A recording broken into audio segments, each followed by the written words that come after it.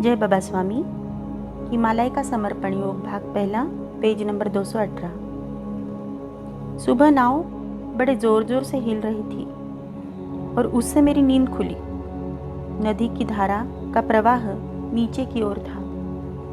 नदी के प्रवाह को बड़ी गति आ गई थी और नाव बड़ी जोरों से के साथ आगे बढ़ रही थी और सूर्योदय होने वाला था कि मैंने देखा नदी में अचानक बड़ा प्रवाह आ गया और मैं एक समुद्र को सामने देख रहा था। मुझे लगा कि मैं रास्ता भटक गया और ब्रह्मपुत्र नदी की जगह समुद्र में ही आ गया। चारों ओर पानी ही पानी, लहरें भी बड़ी बड़ी उठ रही थी। नाव अटक तो नहीं रही थी पर खूब उछल रही थी। विशेषतः जब पानी ऊपर से नीचे की सतह पर गिरता था तो नाव उछल जाती थी। मैं नाव पर कई बार 2-2 फीट उछल रहा था। मैं नाव से कहीं गिर नहीं जाऊं इसलिए नाव के बांसों को लगी रस्सियों को बड़े जोर के साथ पकड़ कर रखा था। कई बार तो नाव 10-10 फीट तक तिरछी हो रही थी और बहुत तेज गति थी। आसपास तो किनारे भी नहीं दिख रहे थे। उतने में पानी का एक जोर का रेला आया और मेरी नाव ही उलट गई। मैं नीचे और नाव ऊपर थी। मैंने नाव की बाजू में जाकर उसकी किनारे की रस्सी को पकड़ने का प्रयास किया तो एक रस्सी जो थोड़ी ढीली थी वह मेरे हाथ में आ गई। नदी का पानी बर्फ के समान ठंडा था और मैं उस रस्सी के सहारे ही बह रहा था। चारों ओर पानी ही पानी। एक क्षण तो लगा अब जल समाधि का ही समय आ गया है। इस जीवन में इतना ही कार्य था। अगले जन्म में शायद मैं श्रीनाथ बाबा के पास पहुंचूंगा, क्योंकि इतना प्रवाह था कि रस्सी को पकड़े रखना भी कठिन हो गया था। उतने में याद आया कि श्रीनाथ बाबा तेरे साथ सूक्ष्म रूप में हैं, वे ही रास्ता दिखाएंगे। और आश्चर्य की बात थी कि जैसे ही गुरुदेव की बात याद आई और नाव फिर पानी के एक बड़े झटके के साथ सीधी हो गई। मैं फिर नाव पर बैठ गया।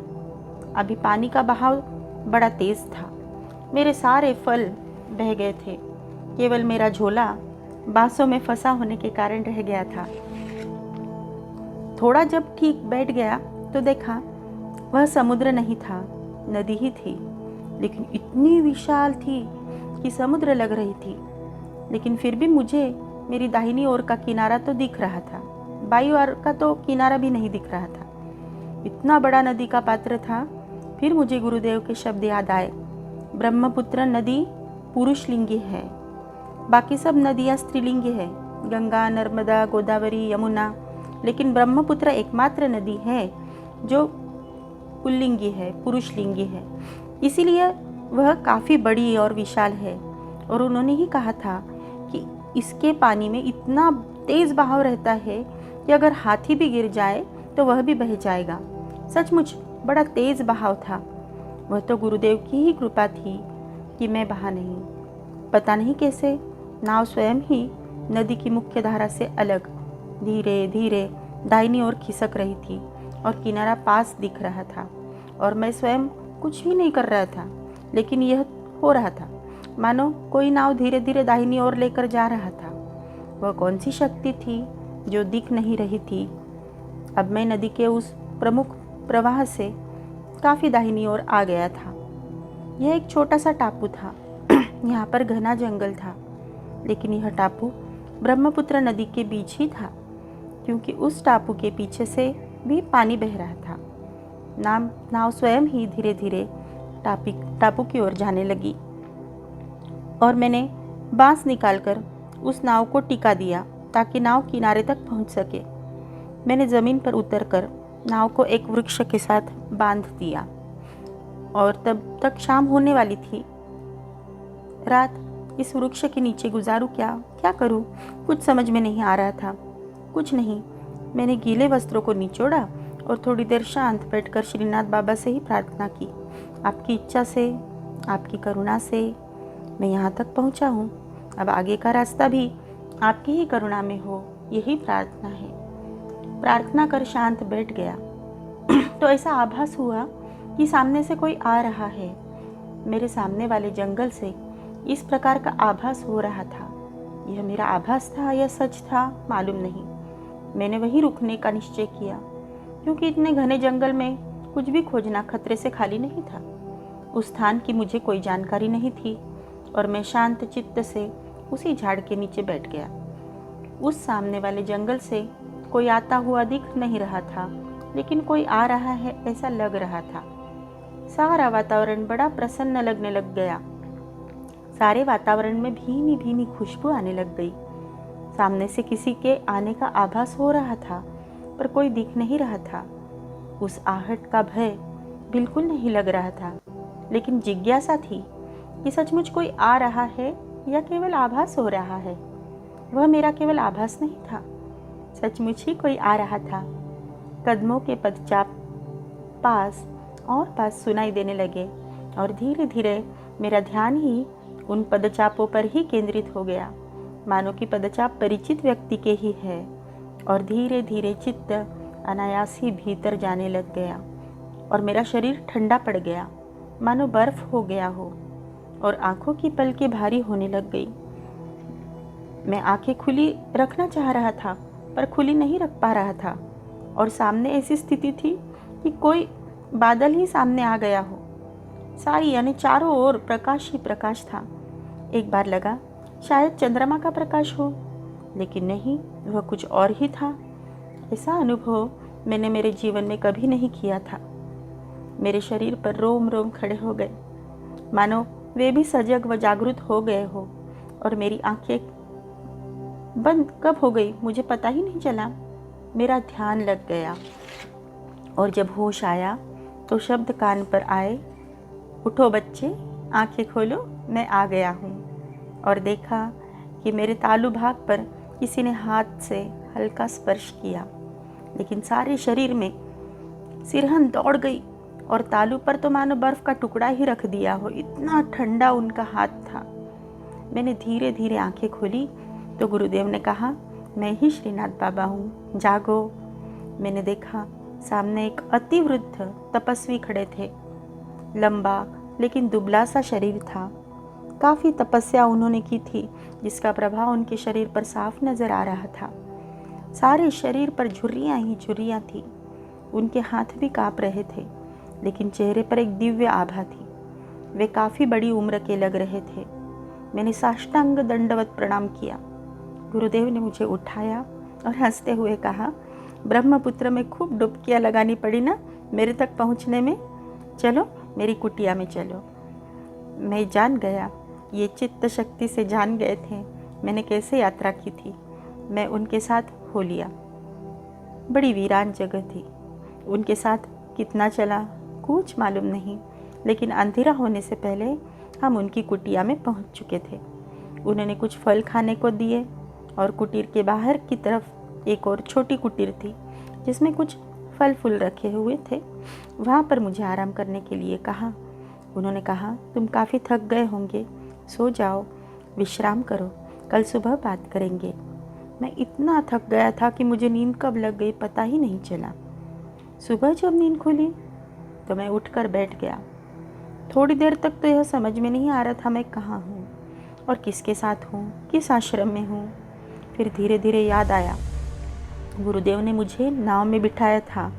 मैं ब्रह्मपुत्र नदी के किनारे पर पहुँचा था। वहाँ श्रीनाथ बाबा से मिला था। वे मुझे उनकी कुटीर में ले आए थे। हाँ, यानी मैं अब उनकी कुटीर में हूँ। थोड़ी देर बाद मैं कुटीर से बाहर आकर बैठ गया और आसपास देखा तो आसपास बड़ा घना जंगल था। थोड़ी ऊंची पहाड़ी नुमा जगह थी। आसपास सारा घना जंगल था। यह जगह ब्रह्मपुत्र नदी के बीचों बीच ही थी और इस टापू पर शायद गुरुदेव अकेले ही रहते थे, क्योंकि वहाँ और कोई दिखाई नहीं दे रहा था। थोड़ी देर बाद देखा तो गुरुदेव नदी से नहाकर आ रहे थे। मैंने उन्हें देखा और नमस्कार किया। उन्होंने कहा, जाओ स्नान करके आओ। मैंने मेरी लुंगी को देखा जो रात भर में सूख गई थी।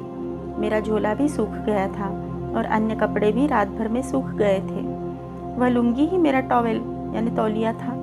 वह लेकर मैं नदी पर चला गया। नीचे नदी किनारा था जो अधिक गहरा नहीं था। उस स्थान के पास बहुत बड़े बड़े पत्थर थे। उससे नदी का प्रवाह थोड़ा धीमा होकर आ रहा था। मेरी नाव अभी भी बंधी पड़ी थी। मैंने बड़े अपनेपन से नाव को देखा। वह सफ़र में मेरी साथी थी। बाद में ब्रह्मपुत्र नदी में स्नान किया।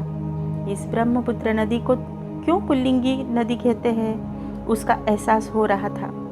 बहुत बड़ा समुद्र के समान उसका पात्र था। मैं स्नान करके थोड़ी देर एक बड़े पत्थर पर बैठा रहा। वहाँ एक एक झाड़ पर, एक एक पत्थर पर गुरुदेव के चैतन्य का प्रभाव साफ दिखाई दे रहा था। मैं वापस कुटीर गया। गुरुदेव ने कहा, थोड़े फल आदि खा लो, बाद में बातें करेंगे। थोड़ा फलाहार किया। बाद में गुरुदेव ने कहा, मेरा नाम श्रीनाथ बाबा है। मैं इस टापू पर अकेला ही रहता हूँ और सालों से यहीं पर तपस्या कर रहा हूँ। यहाँ पर आने वाले तुम पहले ही व्यक्ति हो।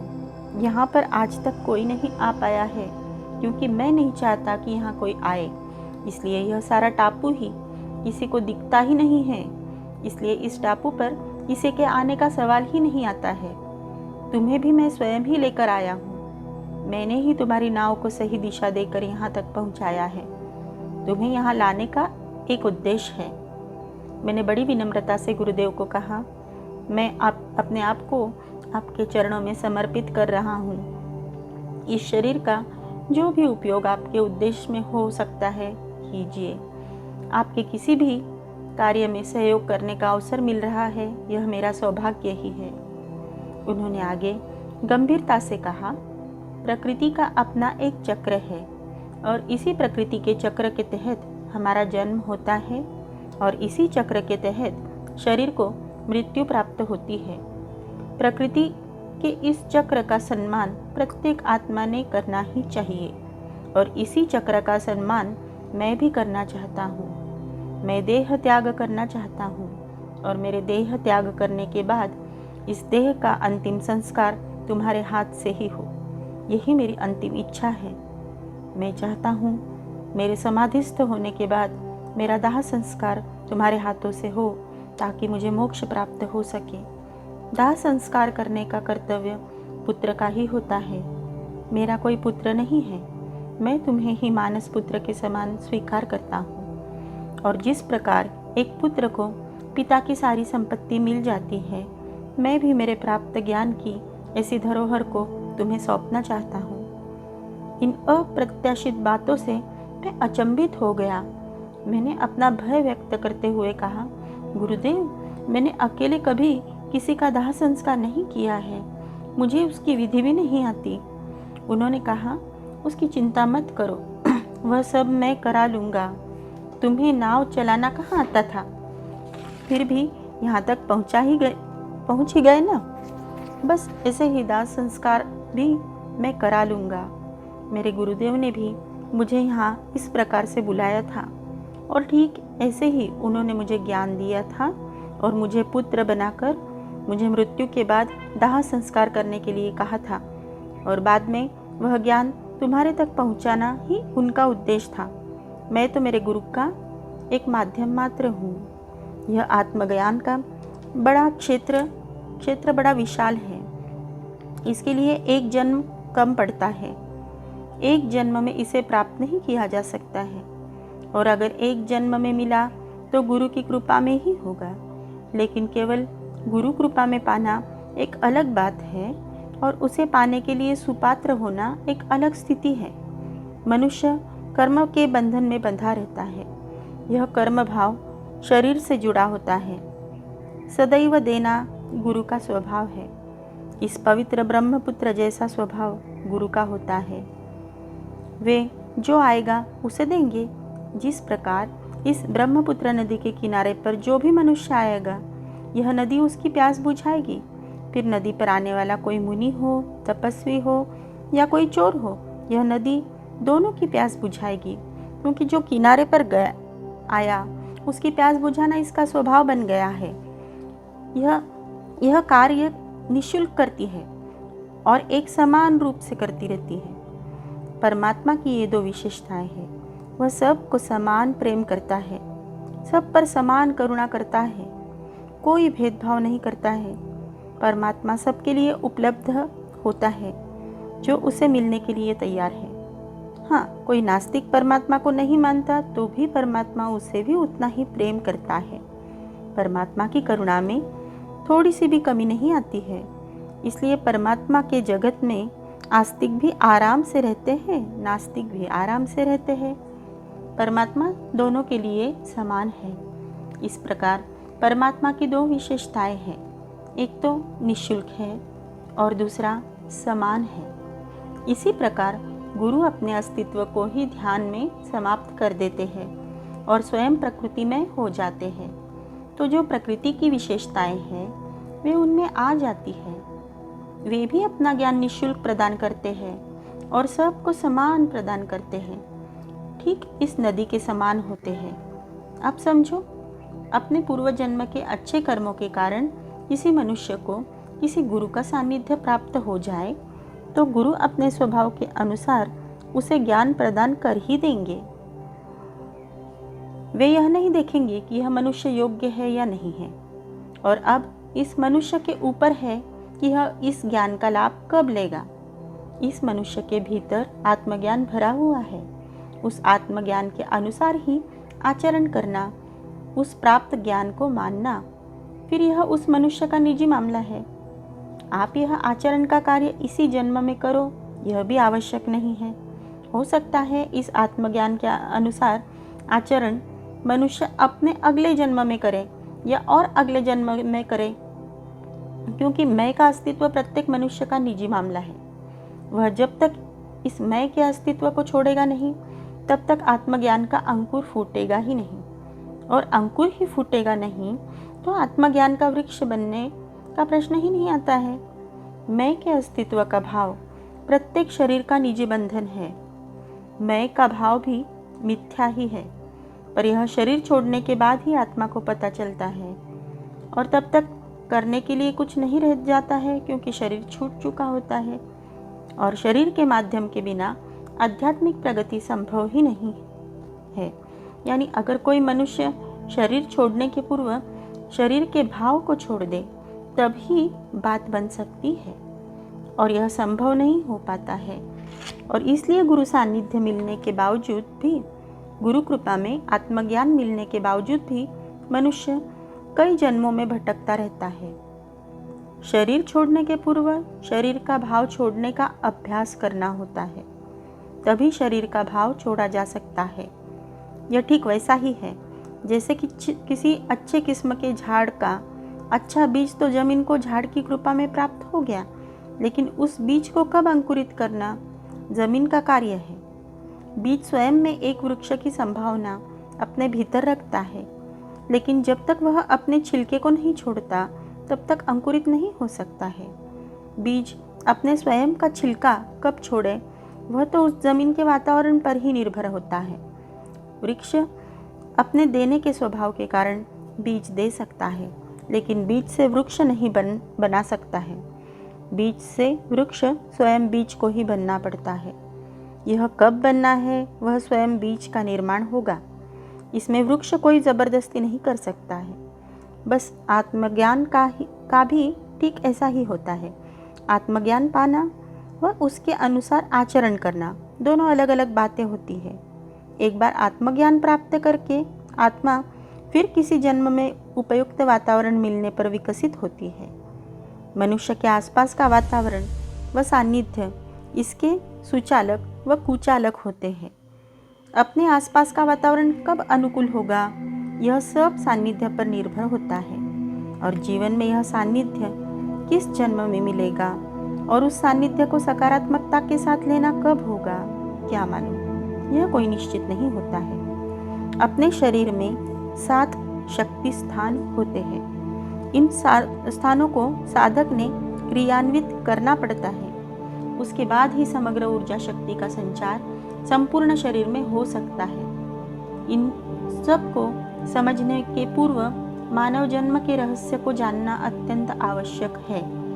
एक पवित्र आत्मलोक है। सभी आत्माएं इस धरती पर वहां से ही आई हैं। इस आत्मलोक की स्थिति एक अलग पृथ्वी जैसी ही है, और सभी आत्माएं वहां पर सामूहिकता में रहती है।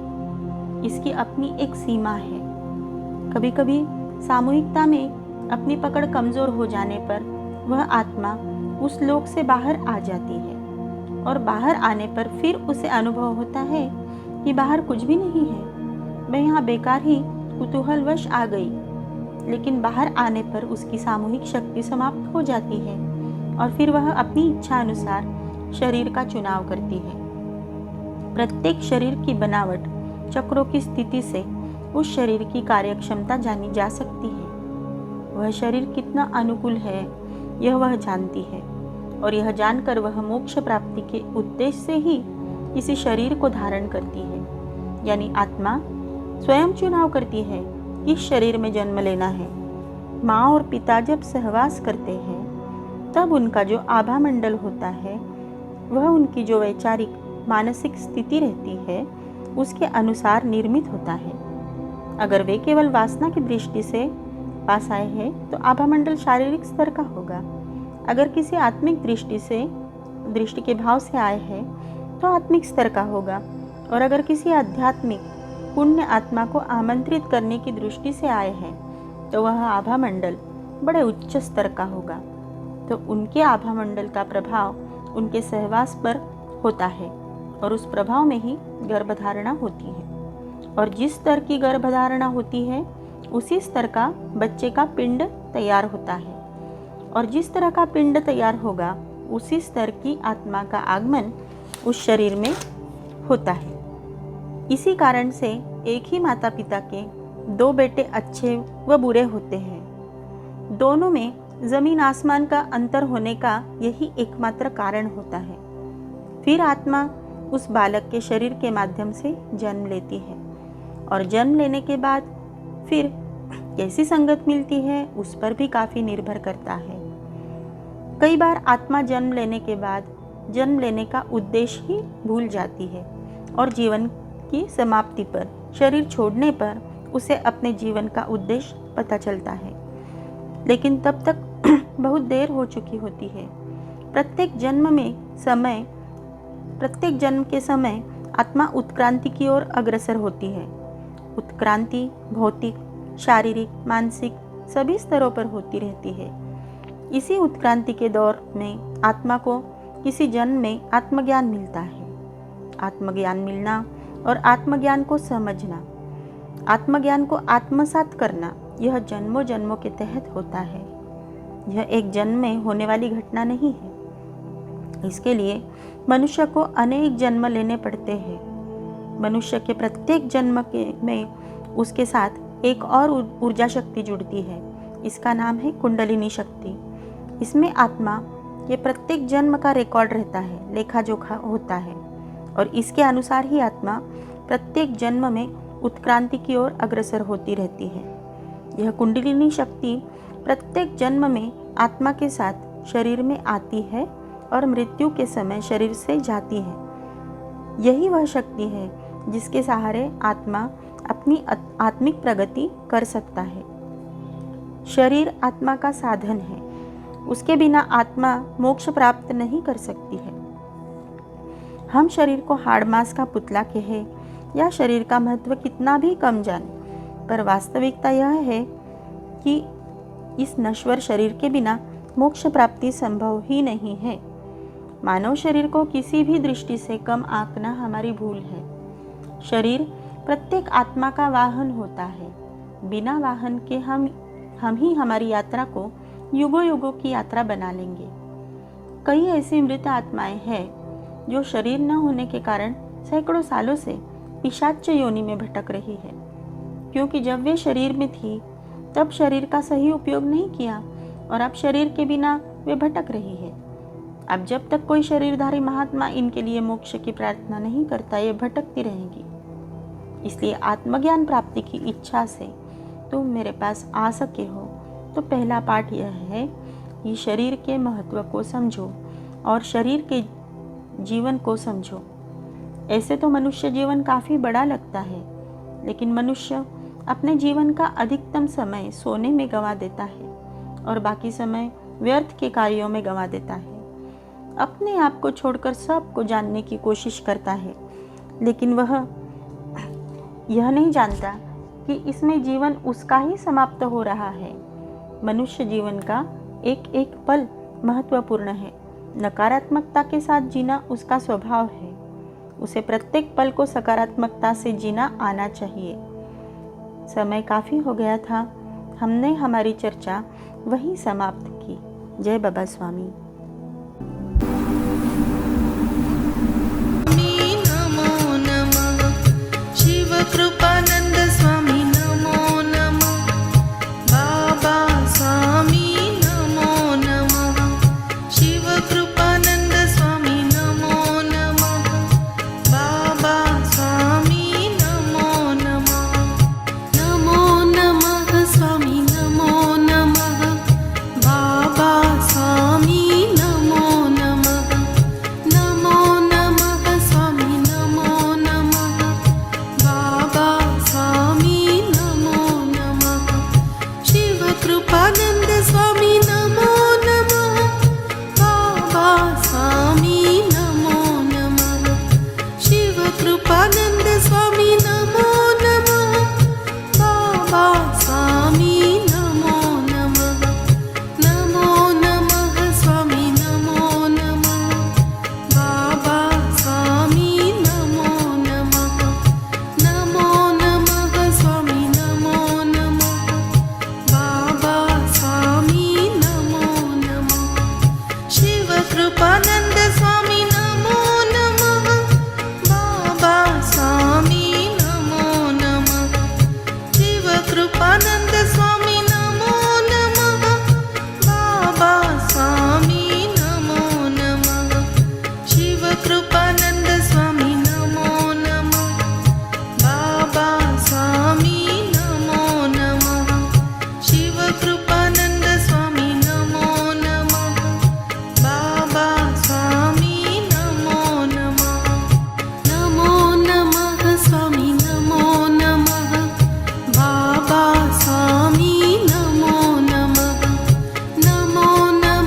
स्वामी नमो नमः बाबा स्वामी नमो नमः शिव कृपानंद स्वामी नमो नमः बाबा स्वामी नमो।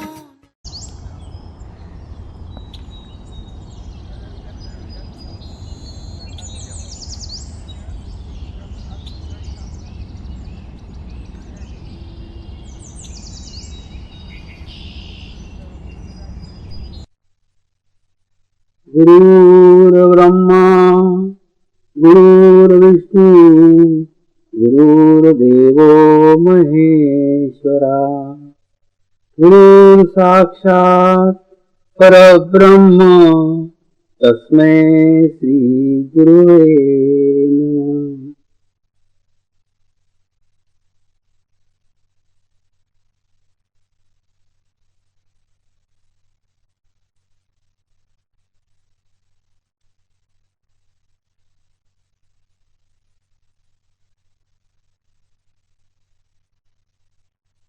मेरे साथ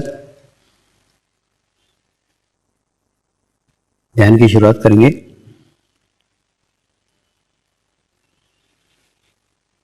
मैं एक पवित्र आत्मा हूं। मैं एक शुद्ध आत्मा हूं। मैं एक पवित्र आत्मा हूं। मैं एक शुद्ध आत्मा हूं।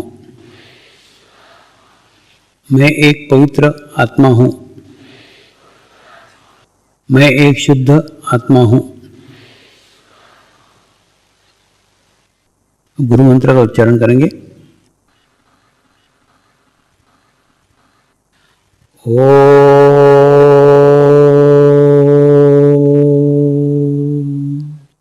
श्री शिवकृपानंद स्वामी नमो नमः।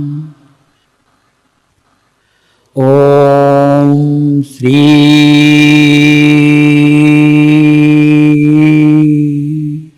शिवकृपानंद स्वामी नमो नमः। ओम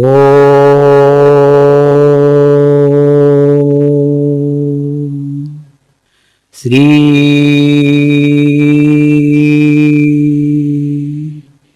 शिवकृपानंद स्वामी नमो नमः।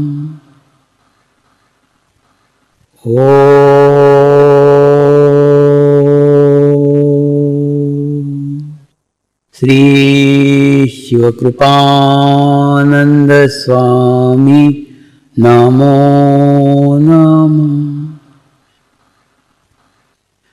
ओम श्री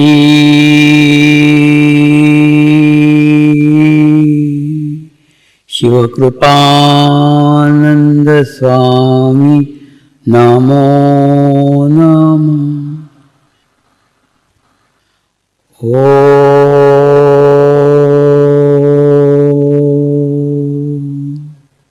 श्री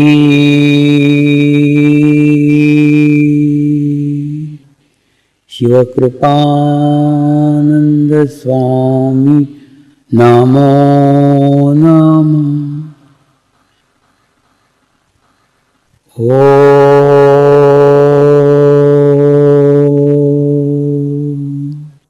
श्री शिवकृपानंद स्वामी नमो नमः। ओम श्री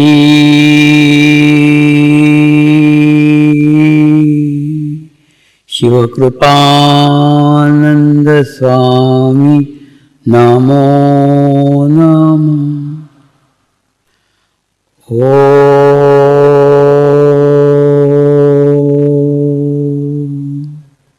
श्री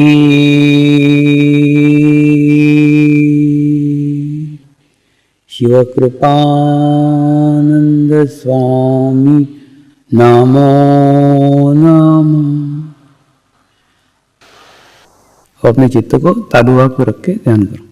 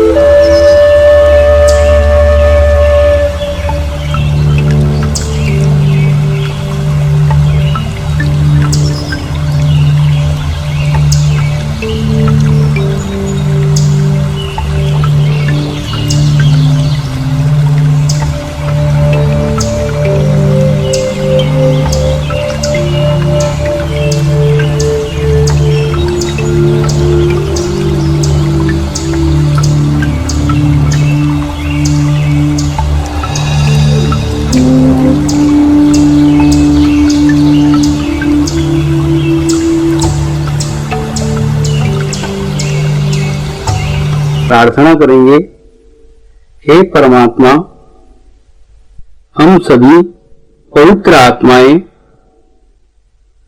आपको हृदय से प्रार्थना करते हैं कि सारे विश्व में शांति हो, सारे विश्व के आत्माओं की आध्यात्मिक उन्नति हो एवं सर्वांगीण उन्नति हो। यही हम सब आत्माओं की शुद्ध इच्छा है। नमस्कार करेंगे। पूर्ण भाव के साथ प्रार्थना करेंगे। हे परमात्मा, हम सभी आत्माएं पूर्ण भाव के साथ प्रार्थना करते हैं कि महाराष्ट्र में स्वयं गुरु शक्तियों का आगमन श्री गुरु शक्ति धाम के माध्यम से हो। हमारे गुरुदेव स्थायी रूप से महाराष्ट्र में अपनी शक्तियों को स्थापित करें। यही हम सब आत्माओं की शुद्ध प्रार्थना है। अगर हमसे कोई भूल या गलती हुई है तो हमें क्षमा करें गुरुवर। स्वामी जी, आप तो करुणा के सागर हैं। आप ही हमारे गुरु माहुली है। आप हमें स्वीकार करें, हमारी प्रार्थनाओं को स्वीकार करें। आप हमारे भीतर केवल उस भावना, श्रद्धा और आत्मीयता को जगाए कि हम सभी एक दूसरे से आत्मीयता से जुड़े रहे। यही हम सब पवित्र आत्माओं की शुद्ध प्रार्थना है, शुद्ध प्रार्थना है, शुद्ध प्रार्थना है।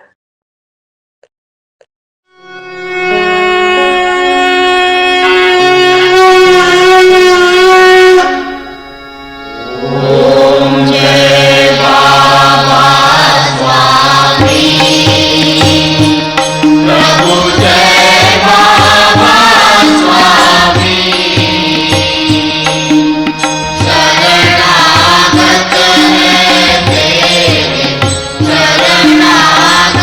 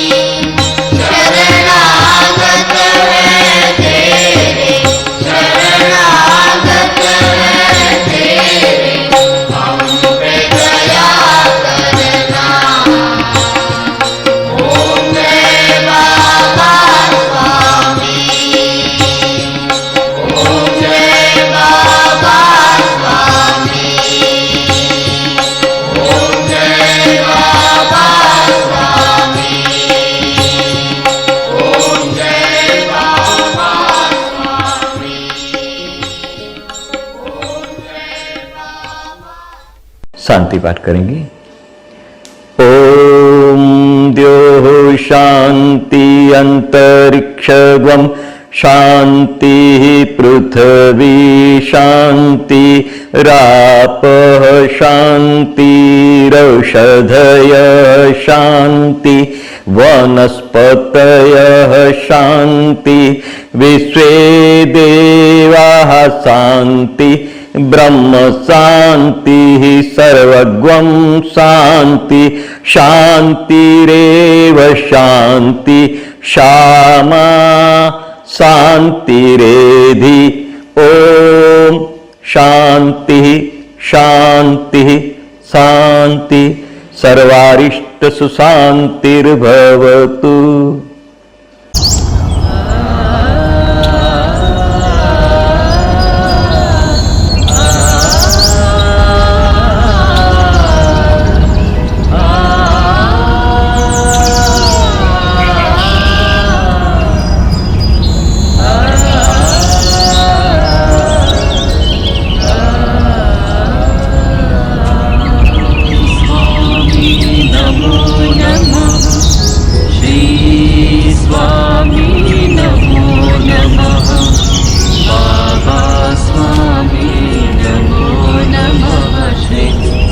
सद्गुरु स्वामी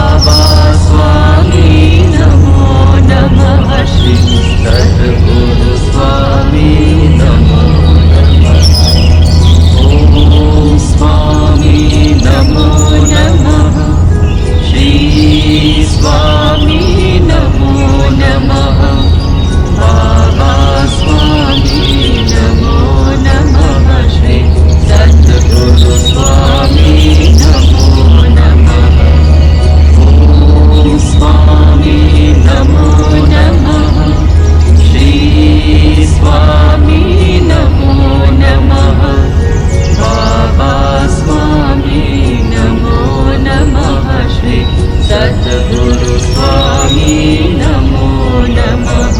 ॐ स्वामी नमो नमः। श्री स्वामी नमो नमः। बाबा स्वामी नमो नमः। श्री सद्गुरु स्वामी नमो नमः। ॐ स्वामी नमो नमः।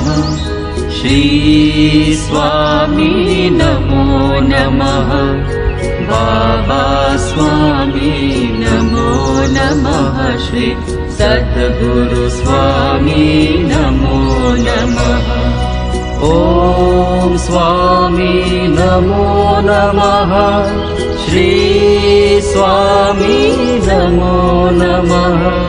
बाबा स्वामी नमो नमः। श्री सद्गुरु स्वामी नमो नमः। ॐ स्वामी नमो नमः। श्री स्वामी नमो नमः। बाबा स्वामी नमो नमः। श्री सद्गुरु स्वामी नमो नमः। ॐ स्वामी नमो नमः। श्री स्वामी नमो नमः। बाबा स्वामी नमो नमः। श्री सद्गुरु स्वामी नमो नमः। ॐ स्वामी स्वामी नमो नमः श्री स्वामी नमो नमः बाबा स्वामी नमो नमः श्री सद्गुरु स्वामी नमो नमः ॐ स्वामी नमो नमः श्री स्वामी नमो नमः बाबा स्वामी नमो नमः श्री सद्गुरु स्वामी नमो नमः ॐ स्वामी नमो नमः श्री स्वामी नमो नमः बाबा स्वामी नमो नमः श्री सद्गुरु स्वामी नमो नमः ॐ स्वामी नमो नमः श्री स्वामी नमो नमः बाबा स्वामी नमो नमः श्री सद्गुरु स्वामी नमो नमः ॐ स्वामी नमो नमः श्री स्वामी नमो नमः बाबा स्वामी नमो नमः श्री सद्गुरु स्वामी नमो नमः ॐ स्वामी नमो नमः श्री स्वामी नमो नमः बाबा स्वामी नमो नमः श्री सद्गुरु स्वामी नमो नमः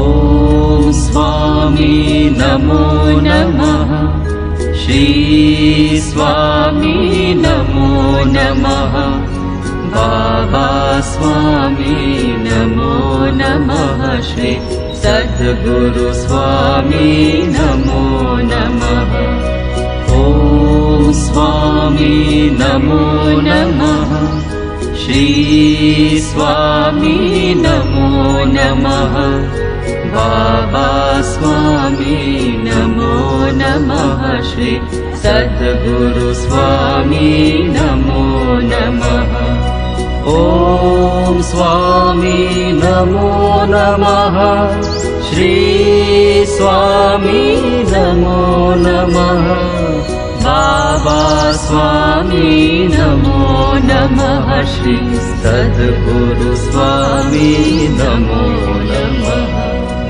ॐ स्वामी नमो नमः श्री स्वामी नमो नमः बाबा स्वामी नमो नमः श्री सद्गुरु स्वामी नमो नमः ॐ स्वामी नमो नमः श्री स्वामी नमो नमः बाबा स्वामी नमो नमः श्री सद्गुरु स्वामी नमो नमः ॐ स्वामी नमो नमः श्री स्वामी नमो नमः बाबा स्वामी नमो नमः श्री सद्गुरु स्वामी नमो नमः